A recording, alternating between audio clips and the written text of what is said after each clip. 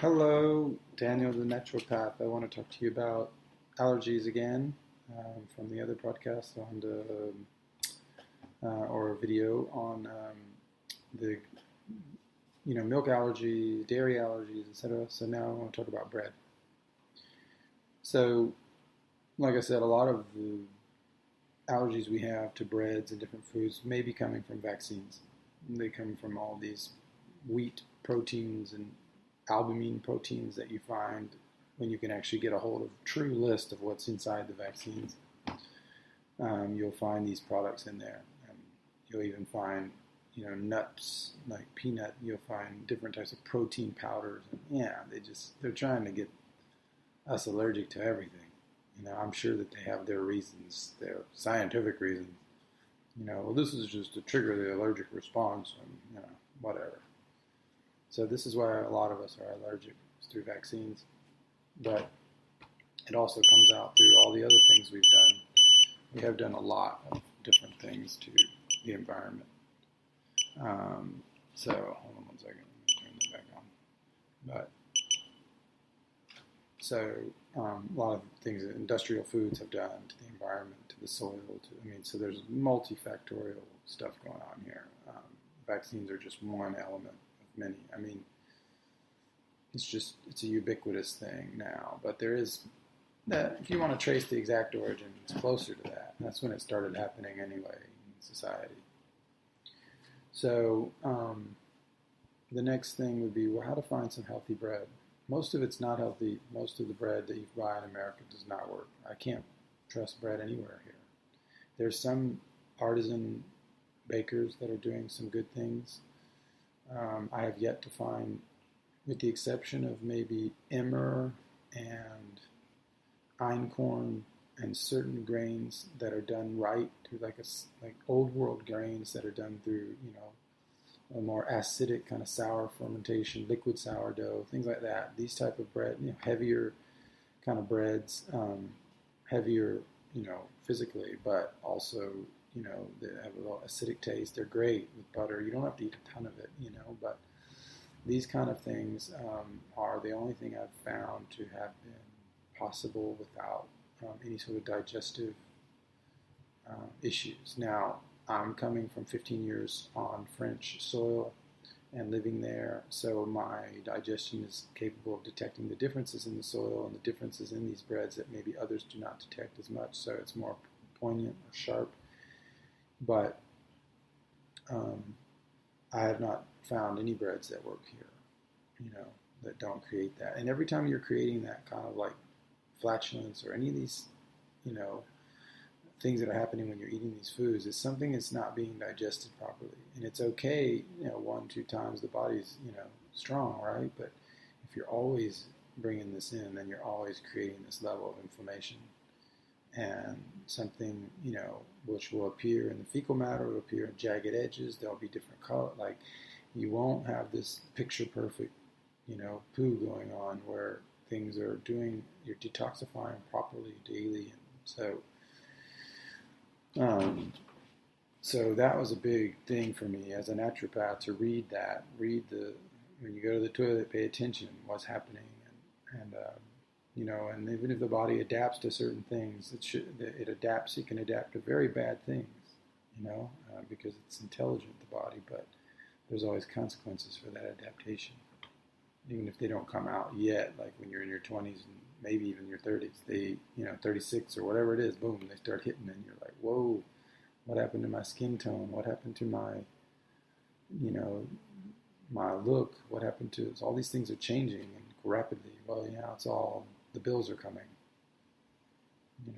and so best way to avoid it, I think, like you can go to Russian shops, find their sourdough breads, their rye breads from other soils, better rye, Latvia, different soils. I would do that if I was most people in America.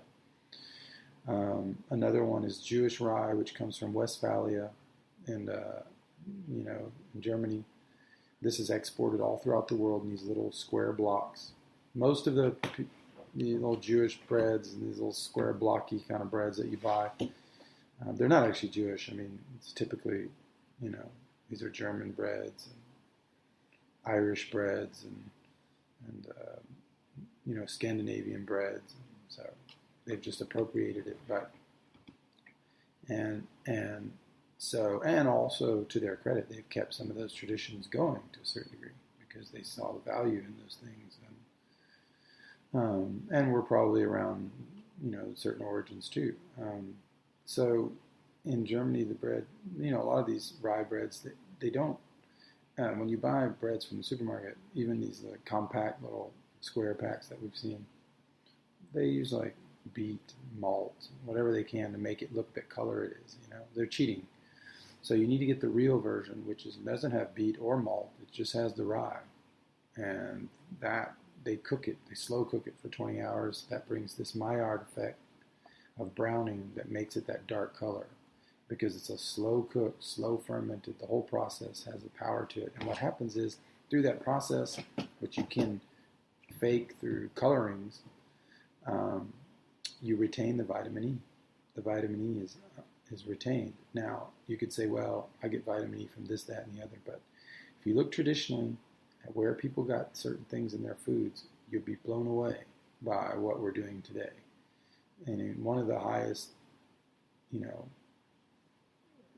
one of the best places that people found, the most richest place to find vitamin E and even magnesium to a big degree in the ancient world was through bread. That was their daily source of these two elements. And you have nuts and different things like that, but this was the most powerful source of it. So getting that in the body on a daily basis is very important. And it doesn't trigger as much as the allergy, unless you already have so many triggers with the allergy because of all the bad stuff you've had to put in yourself in America, and you avoid this, that, and the other.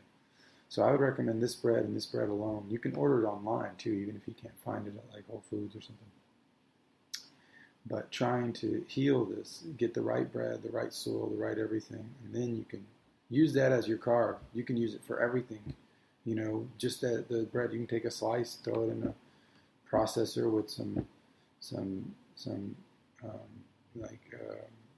what is it? Not cilantro, but parsley.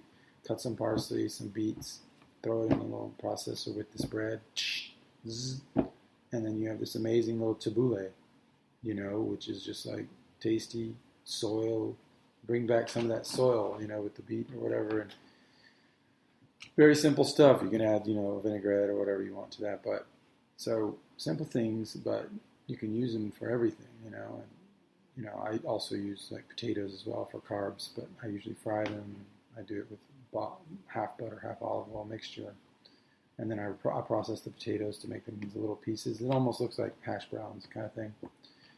So that slows the carb down, because the carbs, if I eat like 5 or 6 potatoes, like small ones, like my blood sugar goes up and down, And so I've noticed that if I fry them with the right oil, not buy them fried, and do it at home and then use that, then I don't have the blood spiking problem, when I eat them. So kids are right. Fried foods are better. They knew it. We're just finally getting around to the health benefits of fried foods, but the problem is we just used all the wrong oils. So we screwed it all up. If you look at the history of even like, fish and chips, in England or whatever, that, this whole movement was started through the tail. This was the part that had some meat on it, but it was like kind of spiny, and so they would just fry it, and that's where that started, and they would fry it in tallow, beef tallow, which is like beef fat. So we've come a long way from that, and so that's why we're getting in so much trouble. So can you imagine all the available beef tallow we could have if we started just having proper grass-fed and, moved away from the USDA soy process, where we feed everything soy somehow, or even if we don't feed them soy, we feed them, we go into the grass-fed world and we feed them canola pulp because it's not a grain, and therefore it can be under grass-fed. And then we can finish it, the cow, differently because we get allowed to say grass-fed because we don't have to say grass-finished. Like all these, they're getting us, man. It's so deceptive. Even brands of ham, they look like they're from Italy. They're not. You really have to be so careful. They're so tricky, So Um, anyway, um, but so as far as bread, that's what I recommend. Um, and then you won't have these problems. You might have to stay away from bread completely for a certain amount of time to heal, to let whatever thyroid or endocrine or allergic gut reaction heal. You may have to heal the gut completely through something like the GAPS diet, where you're paying attention to like some fermented foods and broth and butyric acid coming through like certain fats, maybe your goat ghee, for example, and you could do these things and build up a little bit more strength.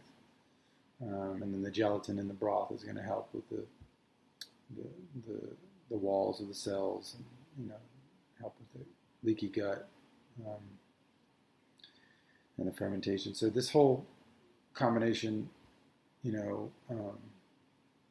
can help you get back on track, and then you can bring the right breads back in at certain dosage.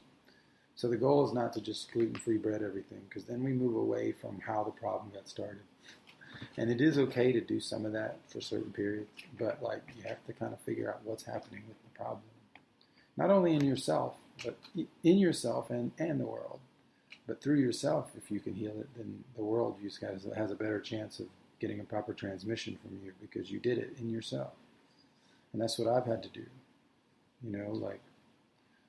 I can't, there's tons of things I can't even touch with wheat, but I've found tons of things I can just because I figured out the way.